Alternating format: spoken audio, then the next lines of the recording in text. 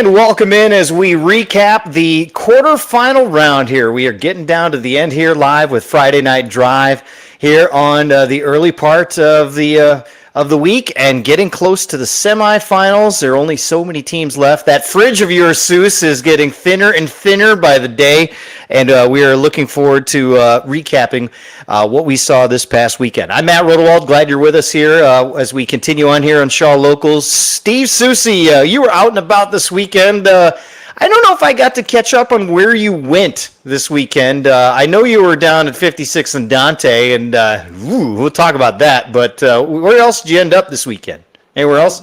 I didn't end up anywhere because I was a little bit concerned about parking. So I did this thing. I left early and then sat in my car and watched games on my computer for about an hour before going into Mount Carmel Stadium. So I was watching a bunch of games there.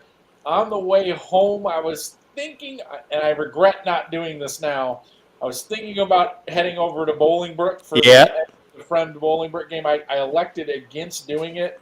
I came home and watched that one as well, but I kind of wish I would have taken a right turn when I was thinking about it and headed over to Bolingbrook. I probably would have gotten most of the second half in, but elected to come home. So I only got one in this week. And unfortunately, it was not as competitive as I was hoping it would be. I enjoyed trying to trek to Triton College, which from the western suburbs, or really anywhere, is just a pain in the you-know-what. My goodness, that's a drive. It's not so much that it's tough to get to. It's that it's light, another light, and another light all the way through as you get there. So I wanted to go up to Belvedere North and Cary Grove to pay homage to the Friday night players.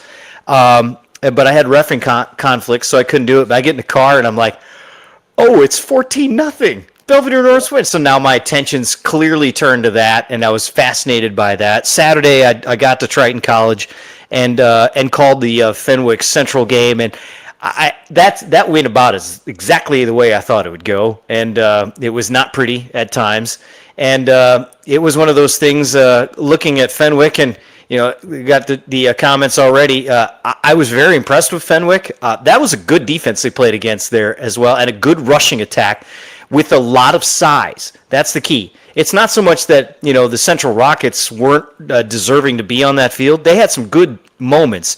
But when you don't face the kind of athleticism and the versatility that Fenwick provides, you got a lot of problems, and that was their worst defensive effort. But I was more impressed, as their coaching staff was, with Fenwick. It was one of those, we were really bad because they had a lot to do with it kind of efforts.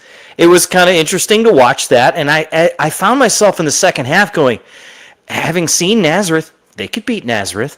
Having known about East St. Louis and seen them over the years, there's an element of Fenwick balance and beating you in many different ways where they can stay right with an East St. Louis and potentially beat them for a state championship game. So I wouldn't say that East St. Louis is your automatic favorite, but I would say 97% is kind of where it's at. I'm just not sure who East St. Louis has played, Seuss. We'll get into that here as we go, but we had talked last week that I was potentially looking at a trip out to Stockton, and I changed my mind at the last second. Said no. I got out just late enough from Triton College, and I couldn't get out of the neighborhood. I couldn't get to the highway, and I said, "All right, screw it. I'm not going to do it." But I started to watch it a little bit, and I realized kind of made a good call in terms of competitive game there because Stockton did what Stockton does. So, just in terms of the overall quarterfinals, just your overall thoughts on what you saw this weekend. I read a lot of what you wrote this morning, and you make sure you get a chance to see it. Go to Shaw Local and check out what we learned in Friday Night Drive and all the recaps and things like that. But there were some people who had easy paths and some people who did not. Yeah, I mean, you're coming down to a situation now where it's like you kind of look at where teams are at in that bracket, and you're figuring out, hey, I'm not sure if it's a path thing or a quality thing at this point in time. But once you get to this point of the playoffs and you have a team that's rolling up huge margins on everybody that they're playing, you pretty much got to say to yourself, okay, I think this is a really good football team. Yeah, that might have caught a really good bracket, but you also have to perform in those situations. Yeah. Yes, maybe they have caught a little bit of a luck of the draw situation, but they're answering that bell and they're winning these games as comfortably as they should be, and in some cases even more comfortably than was expected. So some of these teams have really, kind of taken the bull by the horns, and I think you've seen one of them. You saw one of them. Fenwick would be a team that I think, at least to this point, I wasn't sure if it was them or the schedule. Now I'm starting to think it's a lot more them because, they have really kind of rambled their way into these semifinals and done it in a pretty impressive fashion against everyone that they've played. You might be able to make a paper argument, that maybe the teams that they played are not the best representation of the classification they're in, but they've done their job, and they've done it in dominating fashion. Yeah, and this is going to be a fascinating matchup to watch this weekend with Nazareth and Fenwick for sure. We'll get back to 6A for sure, but I want to start from the 1A up as we go through just the quarterfinals. We did this last year a little bit. We hinted at doing it the last couple of weeks, but we had a lot of games, and part of me just kind of want to get the feel of the moment. So this show, what I want to do, if we can, is just kind of work through the classes a little bit and make sure that we give some love to the smaller schools as well. We talked about Stockton a little bit. They just keep on rolling, so we're going to hold off on that. But Lena Winslow is a team we have not talked about throughout the course of the year. They just keep quietly motoring along here and wins over Forston, Gibson City, Melvin Sibley, and then taking out Anawan Weathersfield. They haven't really had a close game yet. Now they're going to get that test with Stockton and that rematch that they've probably been wanting for several weeks now. The Leewin Panthers are right in the mix to go win this whole thing again. It's one of those things. We talked about this with several other programs. I don't think we've really talked about this with Lena Winslow. How maybe you can take one of those early season losses and you kind of slip a little bit off, deserved or not, slip a little bit off that radar. For me, when they played that non-conference game against Rochelle and came back with a win, I was like, wait a minute. Yeah. Granted, Rochelle didn't advance deeply in the playoffs, but we're talking about a significant difference in enrollment and size. And for Lena Winslow to go and win that game, that kind of put the alarm bell back in my mind where I was like, okay, Stockton's really good, and I know they are. They beat Lena Winslow, but I'm going to refuse to not acknowledge that Lena Winslow is still very much a part of this conversation.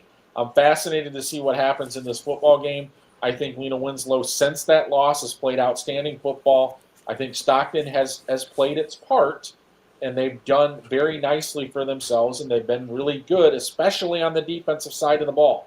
They've been exceptional in the playoffs. So I'm not really sure what happens here, but I'm not going to – it's so hard to play, especially at the small classifications.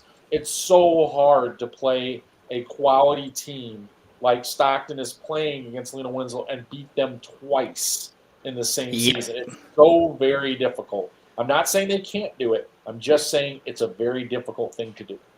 The one thing that, you have these two teams that we're familiar with seeing. And then on the bottom half, it feels like Brown County is a team that you haven't really seen very much. And then I just pulled it up. They went 6-5. Did I see that right? They went 6-5 last year and got to the semifinal, or at least to the second round. So they've been able to dance a little bit in the dance. But getting this deep for them is something they haven't done since 2011. So, to have a Brown County in this mix after the big win that they had over at Camp Point Central, and now they got to take on Calhoun here, and so this is going to be a tough one. But how impressed have you been with what Brown County's been able to do in this postseason and get this run and get another win, this time over Carrollton? It's funny when you start going through the Saturday games and I start tuning in the games that I'm going to watch on TV. I usually start in the smaller classifications and start checking out those games. I've watched a lot of Brown County football over the last couple of weeks because of that, and I'm not saying that's a bad thing. I'm just saying I've actually kind of gotten to know that football team a little bit, and I've been really impressed with them. Defensively, they do a really, really nice job. They're opportunistic. They force turnovers. It's going to be a very interesting game. This was a 21-12 game in the regular season, Calhoun winning that game. And Calhoun has also been really, really good on defense. Yes, they have. This is one of those games, honestly, where I think it wouldn't shock me if we had a scenario where it was first team to score wins. That's really what I kind of feel like here, where it might be one of those games where it's one play that is the pivot play in the entire game. I mean, that's how close I think these two teams are. Like right now on paper, they're both exceptionally very, very good defensively. So that I don't think there's going to be a lot of scoring in this game. I think each team is going to have to scratch and claw to get whatever they get. And obviously, we avoided some serious weather issues this past week. It was absolutely beautiful out, 71 degrees up here in northern Illinois for those afternoon games. It was just delightful. A little windy, a little breezy, but the evening games were very comfortable as well, and nothing like we saw the previous week. And I think if you look at the forecast, I think we're going to be okay in terms of any sort of precipitation. It may be a little chilly, but not terribly cold, which is great for these athletes as well. Let's skip the 2A here because, the weather has favored some points this past week. We saw that for sure. And if you go down south, Mora Forsyth putting up 48 points on Flora. Not too much of a surprise and a great effort from Flora to get to the quarterfinals for sure. I thought Westville would be a winner in this one, but it shows how good Arthur, Lovington, Atwood, Hammond, Alla. It just shows how good Alla is this year. Yeah, it kind of surprised me too. I mean, I was kind of tracking that game, and I felt like a couple of times it felt like Westville was getting control of that game, and then all of a sudden it would be like, nope, answer, and I actually didn't see the final until a little bit later, and I was like, whoa, they came back and got them. I just really didn't know. Like, it was kind of confusing to me to kind of assess that football team because, they're in a locked conference. They don't play any non-conference games. In their playoff run, they ran into a conference opponent. It's like, so all along, it was like their field of teams that I knew how they were going to fare against was very short. So it was just like, I really didn't know what to make of them. I thought Westville might just have a little bit too much offensive firepower. It's a team that scored over 600 points this year. I just didn't think that they had enough, but they simply proved that they could win a shootout type of game against a team with that much offensive firepower. A good sign for them. And it actually, I think it portends to possibly being able to deal with what they may see this week, a team that typically puts up a bunch of points. Yep. I mean, maybe they can do that again. Yeah, they can throw the football Against a Maroa Forsyth team who also has a propensity for scoring a lot of points. And, the fact that they lost 2 regular season games this year, which is uncommon for them, seems to be behind them. I think that makes for a very interesting semifinal game. What about up north, the Wilmington Wildcats? It has been an interesting path, I would say. Not close by any means, as we've seen some big-time blowouts, 70 points in week 1 of the postseason, a shutout over Seneca, a really good Seneca team this year. And then they just rolled over Tri-Valley. What do you make of the Wildcats and what we've seen from them this year? Can anyone beat them in the postseason? Can they get another state championship? It really doesn't look like it right now, to be completely honest with you. And I'm always reluctant to say that, especially when we're getting this deep in the playoff bracket, that can anyone beat them? I don't know. I mean, I'm starting to wonder if anybody can play a close game with them. I mean, that's really what it comes down to. I mean, they have, ever since that week 1 loss to Morris, which they had an opportunity to win, it seems like this team has just been almost on autopilot, just destroying everything that comes into its path. So, I mean, I've watched a lot of Wilmington football in my life. I don't know if I've ever seen a group that seems to be as dominant as this one. And that's saying really a lot. They have really, really done a number on some really good football teams. I mean, I just kind of look at it in the construct of this. I mean, the semifinal opponent, El Paso Grizzlies, had an outstanding year. Early in the year, they beat Tri-Valley by a field goal. Wilmington just beat Tri-Valley 49-7. I mean, I know that there's differences in the season, but it's just that's what we're looking at here. And there's all kinds of deductive reasoning that you can do that maybe doesn't always ferret out. But I think that's a really good indicator of what we're talking about right now with Wilmington. Right as we wrap up 2A, and we're going to take a break here in just a second. EPG in Farmington, did you see that pick 6 in that game? I saw the highlight reel, yeah. Wow, what a pick 6. I don't know who that kid is. I'm going to have some research to do as I get ready for Wilmington and EPG. I'm going to be on the call for that for the NFHS coming up this weekend. I'm looking forward to that as well. We've got 3A all the way to 8A, so don't go anywhere. We're going to talk about all of it. And also, this today that we're taping is the 59th anniversary of one of the most mythical, greatest high school sporting event achievements that's been talked about in pop culture for a long, long time. We will tell you what that is when we come back. Steve Soucie, Matt Rodewald, this is Friday Night Drive as we recap the quarterfinals here in Shaw Local. SGKR Injury Attorneys tackles the toughest cases. I'm Matt Rundio. When life throws a flag, we go on offense to protect your rights. Don't get sidelined. Score a touchdown with SGKR. Visit us at sgkr.law. At Oliver's, we are proud to serve our community. We serve up great customer service, quality products, ease of shopping, and we serve up delicious barbecued sandwiches at our fundraiser cookouts. So stop by Oliver's, 748 North Brinton and Dixon, and help fund our local clubs and events.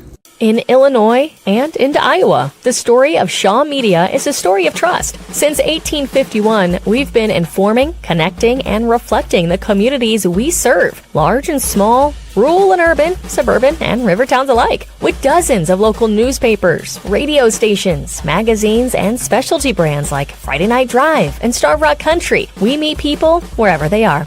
We shine a light on local government. We celebrate Friday night touchdowns. We tell the stories that shape your day, from neighborhood heroes to the Chicago Bears. But what truly sets us apart? It's our people. The award-winning journalists, broadcasters, and storytellers who live here, work here, and care deeply about what matters most to you. We don't just report the news. We're part of the fabric of the places we serve, from the Mississippi to the Illinois, from the Fox all the way to the chain of lakes. Trusted for generations, still earning it every day. Shaw Media, your most trusted local source. And welcome back as we continue on here, recapping the quarterfinal round here in 2025. Matt Rodewald, Steve Soucie here, live with Friday Night Drive here on Shaw Local. Before we continue on in Class 3A, I want to read this, Souce, and this is from the IHSA, okay? This will stop the arguments of, I don't know, it doesn't make sense, it's not fair. Ready? Note, in the first round, the higher seed hosts the game. You're smiling over there. You know where I'm going. In subsequent rounds, the school that has hosted fewer times during the current playoff series hosts the game. If both teams have hosted an equal number of times, the higher seed hosts. Now, you and I know this. You and I have covered this for a long time. This is not a new rule. It's been in place for probably 35 years at this point. This isn't new. So everyone this time of year complains about where the game is. How much have you heard the complaining this week? Honestly, I feel like I've had to explain that less than I usually do. I agree with you on that. I still have had to explain it. If I went through a postseason where I didn't have to explain it, that would be different for me. That's for sure. But I do feel like it's less. Whatever you like or dislike or don't like about it, that's the reality of it. It's really not that hard to figure that out. Yeah, you see Matt's comment there. It's still something that comes up. I think say what you will about it. If you don't like it, whatever. But that's the way it works, and that's to ensure that that everybody gets a bite at the apple if they happen to advance deep enough in the tournament. Because that if you're a lower seeded team that gets a win or two in the playoffs, you're going to get at least one playoff game at home. That's the reality. But if you're a lower seeded team, probably not going to get much more than that one. That's the way that it goes. So there's a couple of school factors out.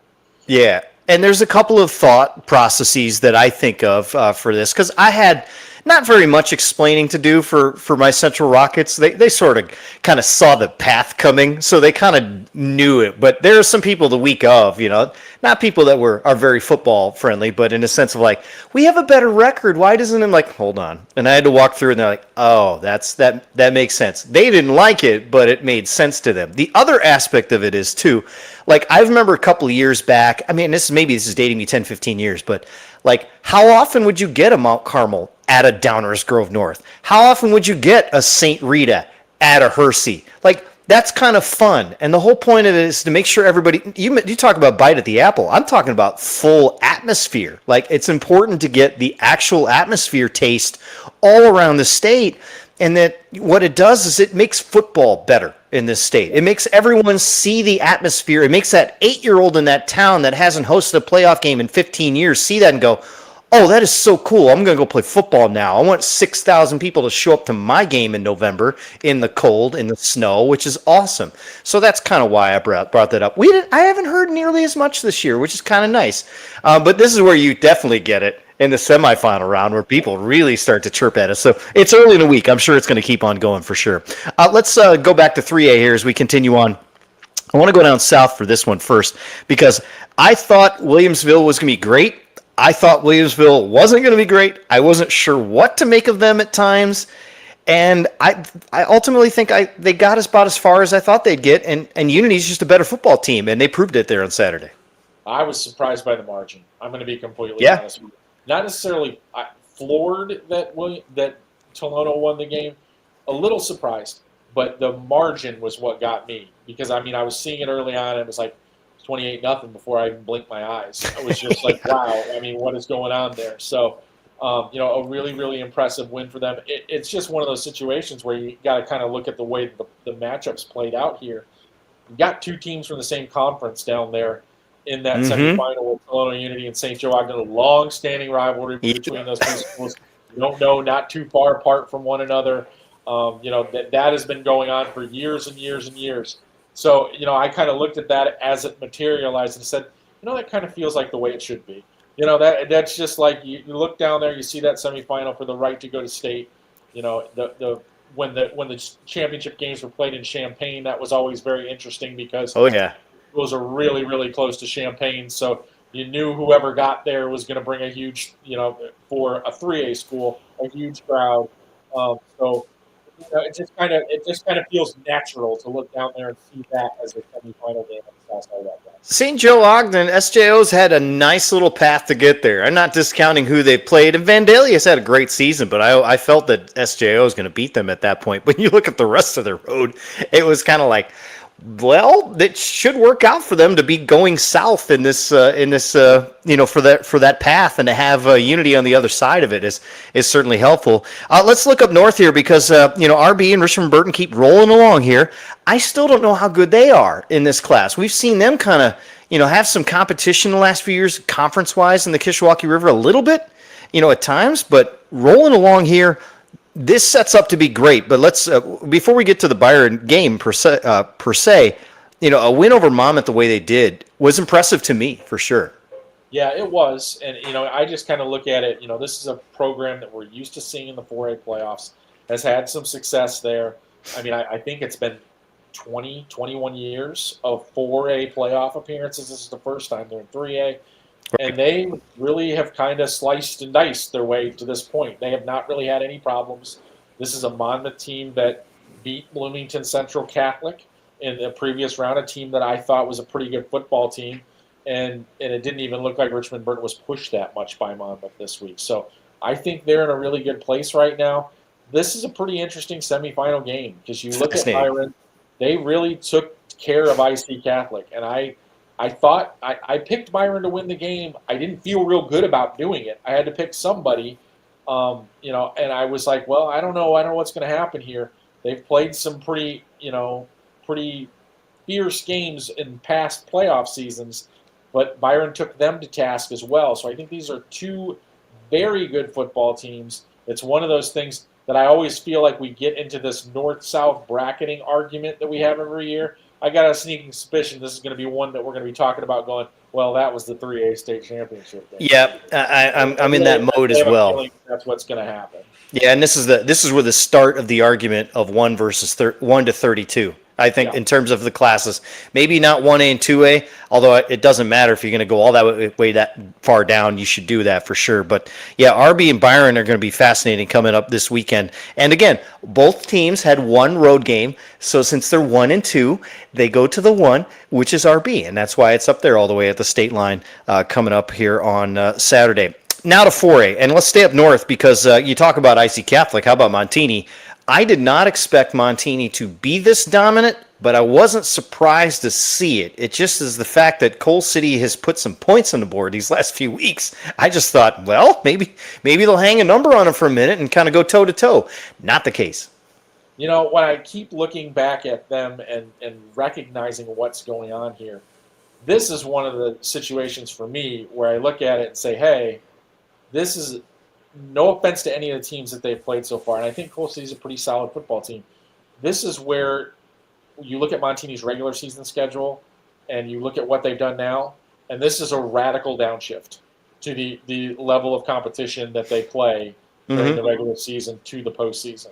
So we saw it last year when they were on the 3A field. Multiplier rules changed. They went up to 4A this year. I feel like for them, you would have had to have gone up 5, maybe even 6 to get them to where the level of competition was going to match what they which you might see now. So yeah, I mean that's really kind of what we're looking at right now in the reality of it all. So I was a little surprised by the margin. I didn't think that they would dominate them quite that badly, and they actually got off to a slow start in the game. So that kind of shows what happened, later on in the game, the dominance that they displayed.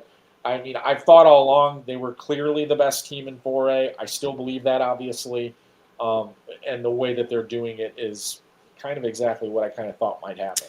We had 2 really good games in the 4A quarterfinals as well. Geneseo is a sneaky good football team. The question I have is, are they back? And then the Rochester SHG game that went into overtime, you and I were texting on that.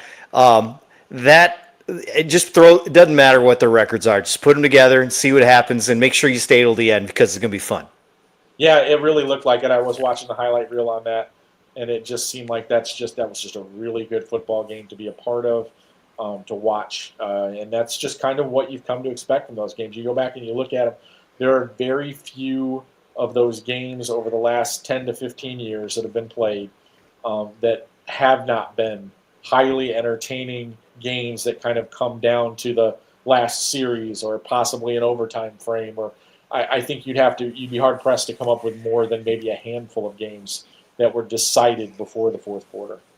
And Rochester gets Breeze Central coming up this weekend with an easy win over Cahokia, who is a team that bounced back after that Week 9 loss to Sycamore and the Spartans. Going up to 5A, what caught our attention was Cary Grove going down on Friday night. Belvedere North, the biggest win in school history. I think that's the safest thing to say. I said on social media, upcoming here, with the game against St. Francis, it's the biggest game that town has seen in 20 years. People are like, wait a minute, they've only been a school since 07. Hold on. Belvedere themselves, the actual original school before they split, they got to the semis in 05. By the way, they were a powerhouse for a while. There were some good football teams out there in Belvedere. They drifted off the map. Belvedere North, once the split happened, kind of grabbed all the talent in town. And so that's where the football goodness has been ever since. They've actually broken through here, and they got St. Francis coming up. How impressed were you with Belvedere North to go into Cary Grove, take control of that one, and hold on? It was always all year long, and we talked about this before. You never kind of really know what to do with the Nick 10 teams because of that locked conference.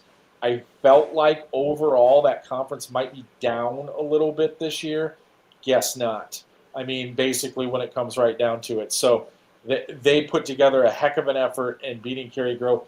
I mean, I'll be honest with you, I really didn't think that was going to happen. I mean, that's really just straight up. I was kind of peeking ahead in my mind saying, okay, that's going to be an interesting semifinal between Cary Grove and Wheaton St. Francis. That's honestly what I was thinking all week long. So hats off to Belvedere North for doing what they did in that situation. I was doing a little bit of research after that game was over, and, you're mentioning when they started as a program.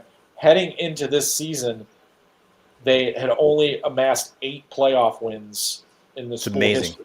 So now they've got 3 just in this year alone, looking for more.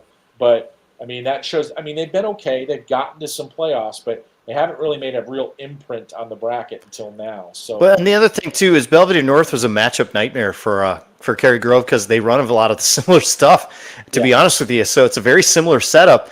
And so in terms of practicing, getting ready for it was not really that difficult for them. Nothing too foreign, put it that way. And when you talk about pro set teams, I formation, traditional spread, RPO, all that stuff, that's fine. You can do that all year. But when you all of a sudden jump in November and you got to face the single wing or the double wing and you hadn't seen it all year, that's when it gets tricky, which is why I had wondered about this matchup all week long, and Belvedere North came through in a big way.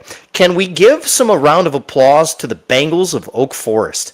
I know that we're still not really sure how good they are, but it showed me a lot on Saturday when they were winning most of the way and controlled the tempo really against a Peoria team that just couldn't figure out a way to score points. And that was the most astonishing thing to me about it was I wasn't necessarily I was a little floored that Oak Forest won the game because I really thought Peoria would win. But the thing that really got me was until late in the game, Peoria was having all kinds of trouble scoring points. I mean, that was a low-scoring game in the first half. What is going on here? And so it's just like kind of looking at it from the overview, like after the fact, a really inspired effort by Oak Forest in this situation, getting themselves into the semifinals here. Not something, even though they were the second seed in this bracket, I did not see that. Nobody believed that they were worthy of the second seed based on the number next to them. But you wondered, I mean, hey, they won a lot of football games in a conference that everyone had questions about. They proved that they actually belong here, to be honest with you. And the question I have is, what do you do with that Big 12 championship banner? Because you got Champaign Centennial, you've got Bloomington, you've got Peoria. Where do you hang that? And do you put that on the press box and just say de facto 2025 Big 12 conference champions? Yeah, I guess maybe. Yeah, I mean that would be what you have to do in that situation. Yeah, in the meantime, Providence Catholic, no problems with a Washington team that's always really, really good. So it was nice to see, if you're a Providence fan, to really not be threatened in that one. Providence Oak Forest, you and I are going to go see that one. That'll be interesting. The question I have again is, how long will Oak Forest hang around in that one? You and I will see, and we'll talk about that next week. Let's go up to 6A because we got a lot of chatter on the thread for us right now about East St. Louis. Let's go right to it because East St. Louis, no trouble with Simeon. St. Lawrence, took care of Dunlop. And so these two teams get together. East St. Louis, I'm telling you, as much as Glenwood was really good throughout the season, this is an East St. Louis team that has simply not played anybody in the postseason. And my question is, will they play anybody until they get to the state final? You know, I saw St. Lawrence a couple of weeks ago, and it was a nice effort. I'll put it that way, in beating Bradley Bourbon. Absolutely, yes. The way that they did it. But this is a whole different animal, to be completely honest with you. And I mean, St. Lawrence was running a lot of wildcat, using their defense to and I'm going to be honest with you, I don't know. I don't think that can work against a team like East St. Louis. I really not don't. with that speed. I really don't think that's going to fly. So they're going to have to come up with something else to try to make this a game. I think they're huge underdogs in this one. At least they've got East St. Louis has to come up here. That's really the only thing that that they have going their way. But East St. Louis is absolutely loaded. They have a lot of talent. They have those 3 losses, most deceptive 3-loss team in the state, no question about it. I mean, all 3 of those losses coming to prominent national powers from New Jersey, Nevada, and Florida. They're not your normal losses. Let's just put it that way. You're losing prep schools with 17 D1 players. It's a good loss. Yeah. So I have not seen them live this year. I've seen a lot of tape on them. They're pretty impressive. And that's the thing. It's like one of those things where I know they're good. I don't need to see it live to know it. I know it. It's really what it comes down to. And most of the tape I've watched are in the losses. So I've seen teams that are actually probably more talented than they are, and see how they match up with those teams. And it's been impressive to watch that, because I know translationally into the actual playoffs now, their speed looks a lot different against those teams than they did against those nationally ranked teams. So it's a very, very good team, and it's hard to quantify how good they are because of that situation. But you're seeing it in these playoff scores. You're seeing it in how they've handled teams that went 9-0, 10-0. Right. The way that they're just kind of manhandling these teams, it gives you a really good indication. And I think they're going to get. I mean, obviously, I think they're going to get into the state final, and I'm actually curious right now whether or not they'll actually get a game in the championship game because. Yeah, I'm with you on that to a point because of what Jerron said, in the comments here, talking about the fact that they have one little bugaboo that seems to follow them year after year after year. 29 penalties against Glenwood, and they still won that game. At 29 penalties, this is not an aberration. This is something they do a lot. Can you do that against Nazareth? Can you do that against Fenwick without them, cashing in on that? That is the question I have, and that's why I brought it up earlier. I know a lot of people were like, "What are you talking about? East St. Louis is going to bury these guys." No, I don't think so. You get to normal, it's a different story. It's just different when you get there. And I'm telling you, you see it every year. Somebody's just like they're not ready to go when they should be. We see it all the time in the postseason. We've seen dominated performances from them at state finals. We've seen not so dominating performances from them. So it's they've obviously they have a ton of talent, but they've lost games in the state championship games down there to teams that in some cases people don't think that the talent gap is wide. It's just, sometimes it's an execution thing, and sometimes that's it. It has nothing to do with talent. We know they're better than a lot of teams. They're better than just about everybody in the state, with the exception of maybe one, and they're in Class 8A right now. But if you look at their record, I'm telling you, the folks, go look it up. How many times have they been in a state championship game? Maybe 20 times? How many times have they won it? They're 500 record, guys. It's not an automatic thing that they just go ahead and win it. I mean, that's the problem. And Jerron wants to talk about the triple option. That's great. But it's football. If you can't figure out how to stop it, that's your problem, not everybody else's. It's not a fluke. That's just good football. Cary Grove got you twice, but you got PR a year in between that. So I understood, and the fact that sometimes you have all the athletes and the execution, but just because you have the athletes and you don't execute, guess what? You're going to let some teams hang around, and Cary Grove marched 10 plays on you on a team that was young. This is a very different team, I think.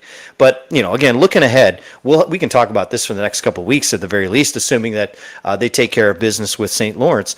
But, that brings us to the private school semifinal with Nazareth and Fenwick.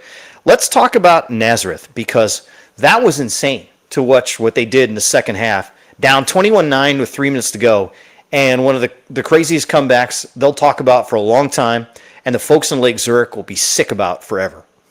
Yeah, I couldn't get that feed to come up on my phone, and it was pretty irritating. So I was following it along with some Twitter updates, and I'm like, Chris Casey of our Shaw local reporters that are out there for sure. And I'm like, you got to be kidding me. I'm like, really? The onside kick recovery, and then almost scoring too fast, to go ahead. It was like, well, they were down 21-9 with 3.5 minutes left in the game, and somehow won 24-21 and still left over a minute on the clock for Lake Zurich to try to answer it. So, so that was insane. It was one of those things where it was just like sometimes you have a team that just figures out a way to get it done, and it feels like Nazareth is one of those teams that you can't bury them, you can't end it until that final horn sounds, because if you give them even a sliver, just a tiny little window to kind of put a pinky toe through, they're going to find a way, and that's what they did here. Nazareth has a good running back. So does Fenwick. Watching Theis run all over the place, more than 200 yards in the first 3 quarters or so against a Central Rocket defense that was one of the best the Fox Valley had seen in almost 50 years. Fenwick can do it in a lot of different ways, so it'll be interesting to see how they come out here in 7A or in 6A when they get together this weekend. The Central Rockets get to the quarterfinals. Hats off to them. First time they've been there in 19 years. On to 7A. St. Rita, I think they just scored again. It's 56 points, so they just put points on the board all over Hersey. That's a tough animal to stop for them. And the Mustangs, they caught our attention week 9, I think, is when they caught our attention, what they did to IC Catholic. And just looking at this road of Guilford, who put up a really good fight, and then shaking off a very good Lincoln Way Central team, just the confidence is through the roof, and having Batavia come to them, it's not going to be easy for the Battling Bulldogs. St. Rita is a scary team right now. All the way back to bracket night, I just kind of looked at it and said, you know what? Oh, boy, it's a 25 seed that nobody wants. It's just like I mean, what are the odds of that, lining up the way that it did? It was just like I was thinking about it like before the playoffs because they needed to win in week 9 to get in. They would have gotten in as a 4-5 team. So my mind starts going to, well, if they would have lost that game, they would have been the 32 seed in the bracket. Had an easier road. But the thing about that is they still would have been basically in the same place. Like they probably would have ran through exactly the same way that they did here as the 25. But regardless, a heck of a run by them, getting the job done, and kind of morphing to whatever they needed to be to do it. Because, like, I didn't see – if you would have said script the win for St. Rita this week, I wouldn't have put 50-plus points as being the way that they would have done it. So the ability showed, hey, we can do it in a shootout if we have to too. So a good sign for them moving forward. I think this is a very interesting semifinal game with Batavia. And it just shows how Steven Armbruster has been really good for them for a long time. And I forgot he's still there, to be honest with you, at times, because he's been their starting quarterback for 3 years. Dealt with some injuries for a little bit, but feels like he has that last dance feeling for this team. And I was just watching enough tape and some of the broadcasts. The mannerisms and the way he moves, you can tell he's a senior. He's kind of giving you that senior feel for sure. I don't mean to skip Batavia, but I wanted to move on here because I just have been quietly impressed with what they've done throughout the course of the season, and they continue to march on, and we'll have a chance to talk about them next week, I think, for sure. I want to get to Downers Grove North and what they did to Lincoln Way West. I didn't see that coming as well in terms of the margin of victory and the dominance that we saw. I know Owen Lance was good. I just thought Lincoln Way West was better, and they didn't show it on Saturday. Well, I think one of the things that has kind of come to the forefront with Downers Grove North, and a lot of people aren't really talking about it because the first thing you do is you jump to Lansu's return and how much different it makes them, is for me, it's been how much better the Downers Grove North defense has played over the last 5-6 weeks or so. Because if you look back to the earlier portions of the season, especially when they didn't have Lansu, given up, not only were they lost a couple of games in there, they were giving up a ton of points. I mean, they were giving up a lot of points in quick succession. Felt like they really couldn't find their footing. Now it looks like they really, really have, and they've done an excellent job here, especially in the postseason, of playing much, much better defense. So when you couple that with the return of Lansu, gaining a little bit of momentum, I feel like they're playing really well on both sides of the football. And early in the season, that was not the case. I think this is a different football team than if you were evaluating them after, say, week 4, week 5, week 6. Which is more interesting in terms of the potential state finals matchups? I know this is only 2 of the 4, so I know there's more possibilities. But Brother Rice, St. Rita, or as the announcer on the NFHS network, Brother Rice, that guy, he had very much. I don't know who that guy was, but that was a hard lesson for a lot of people out here in the western suburbs. Brother Rice, St. Rita, or Batavia, Downers Grove North. Which brings more people? I don't know the answer to that, to be completely honest with you.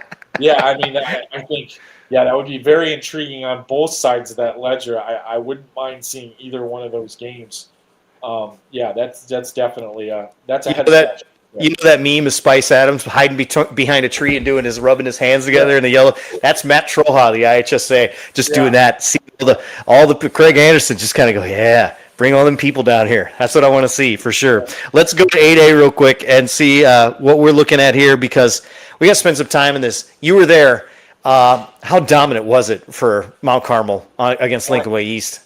I mean, this is kind of what I was, not that I was shouting from the mountaintop saying this, but I was like, hey, how does a high school football team have this much Division I talent on it? How does this happen?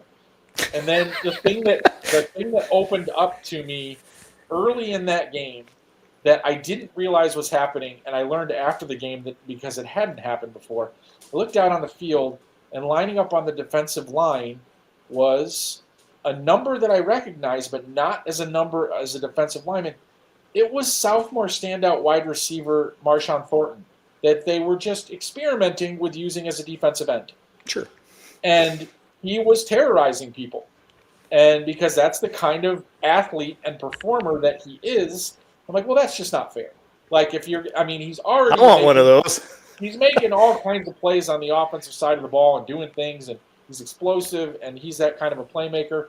And then you see him lining up at the defensive line around a whole bunch of other outstanding players. So it was really quite dominant. It was really kind of awe-inspiring, to be completely honest. I think you're facing pressure now with the dog barking in the background there. So can you go with 12 personnel right now to make sure no one else comes in that house of yours? And I think of Mount Carmel, and then I immediately turn to Loyal, and I go, if I'm Loyal, I'm like, see what we had to deal with? Mount Carmel, Rita, Brother Rice, they're still in. Yeah, it wasn't us; it's them. They're that good. No, I mean, it was really one of those situations where it was just like you looked at it, and I'm like, I know Lincoln Way East is a good football team. They're a good. They hammered a couple of people heading into that game in the postseason, and they dominated all during the regular season. They looked like they could have played a perfect game and still lost by 3 touchdowns. Yeah, that's what the difference felt like on that night. I enjoyed Mike O'Brien, our buddy at the competitor. They're going to be moved up to Class 9A at this point. It's right in the middle of the game, and because that's the conventional wisdom. Was like, yep, I don't know what to do here, because if you're watching that, you knew how good of a team Lincoln Way East is. The hype going into that was essentially this is the de facto state championship game. Yeah, no, apparently not. I don't know if anyone's going to give them a game at all. And this is with no disrespect to Fremd, who's coming in with a quarterback that's going to Northwestern. This isn't a team that's bad. They're making the semis for the first time, but they've got to go down there, and they're going to bring a lot of people. But I think the same result's coming, and you probably think the same. Yeah, I watched. Like I said, when I got home on Saturday, I watched the Fremd Bolingbrook end of that game. And it was a fun game to watch, and I mean, granted, coming down kind of the wire there, stopping the 2-point conversion. But granted, you don't get the same picture on video, but I'm looking at it and I'm like going, yeah, I don't see it. I'm like, yeah. I'm just like, I recognize the talent. Johnny O'Brien, really good. I like him a lot, but it's one of those things you just kind of look at it. I'm like, I think we're looking at a similar type of situation that I just saw a couple hours ago. It's just there's just tons of talent on that football team. It's on both sides of the ball. There were names popping up on Saturday afternoon, evening, of kids that are not really getting that much hype, if you will, that are also outstanding football players. And it's the depth is incredible. It's all over the place. Not that you would want it to happen. It's almost like, well, if 1 or 2 of them ended up getting injuries, it seems like they've got guys that are just. That's fine. We'll just throw more in there. Yeah, we have that. They're fine. It's like that's really what it comes down to. So it's such a talented and deep roster, and the terrifying thing about it is young roster too. Going anywhere for a while. We're not going to see more of this. There's sophomores and juniors on that roster that are contributing in a big way. So it's like. It may not be the same thing. Emmett Dowling's done a tremendous job at the quarterback position.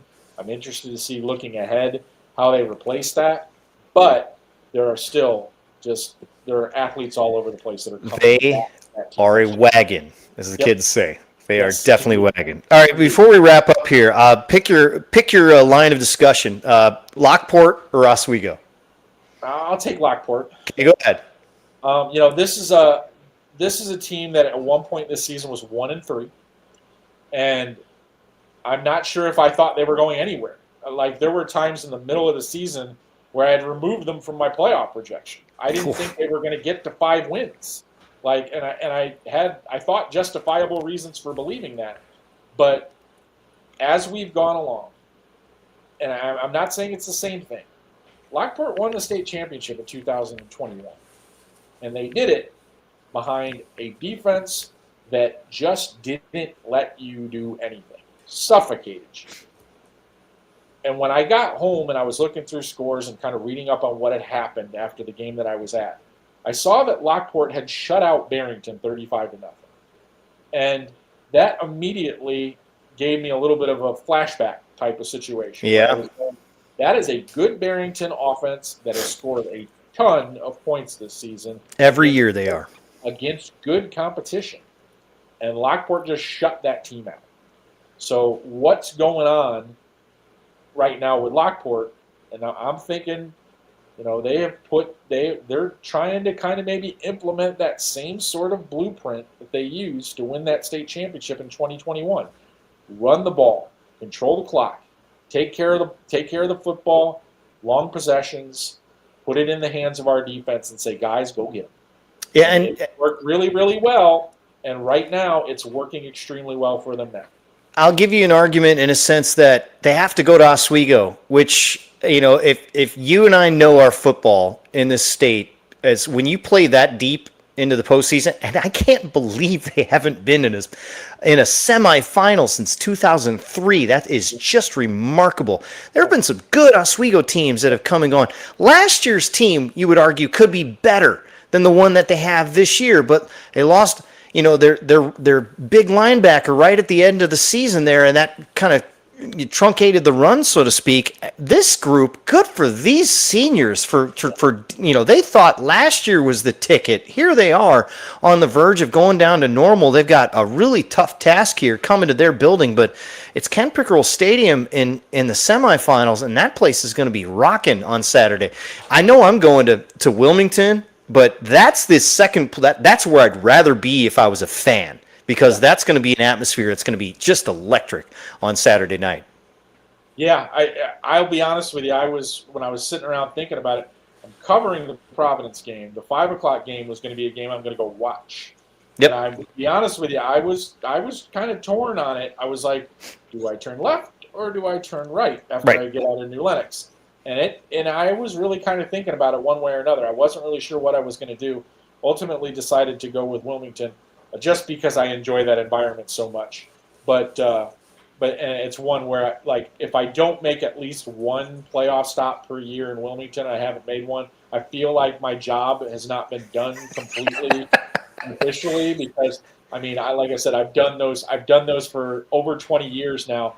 I think I've gone to at least one Wilmington playoff game. So for me to not go to one is almost sacrilege. So that was kind of the deciding factor in that one. But I am really fascinated by the journeys of both of those two football teams, and I'm very interested to see how it comes out.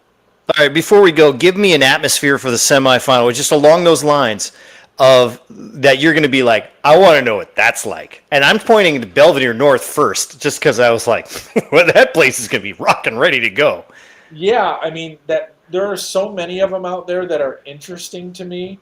I am interested personally to see what happens in the Stockton-Lena Winslow game. Yes. Because that has been one of those situations where it's like, Lena Winslow's probably getting real tired of hearing about that loss to Stockton early in the season. And Stockton's probably getting real tired of hearing, maybe that was a fluke, guys. I don't think you can do it again. So I'm just interested to see what that environment produces. Those two programs that, that was a long time ago when they played earlier in the year.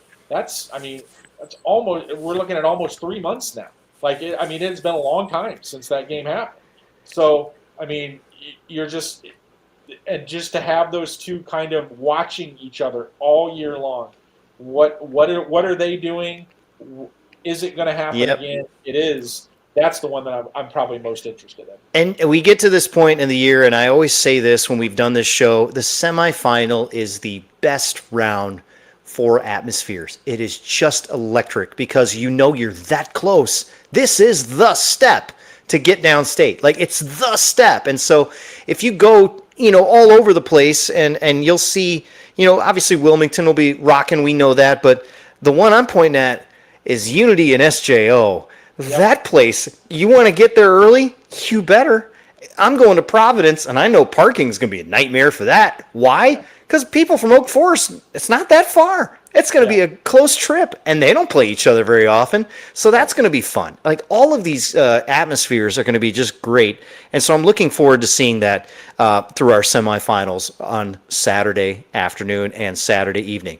All right, partner, I will see you a couple times this weekend. How about that? Sounds good. All right, he's Steve Soucie. I'm Matt Rodewald wrapping it up, and we'll see you next Monday as we wrap things up and recap the semifinals live with Friday Night Drive here on Shaw Local.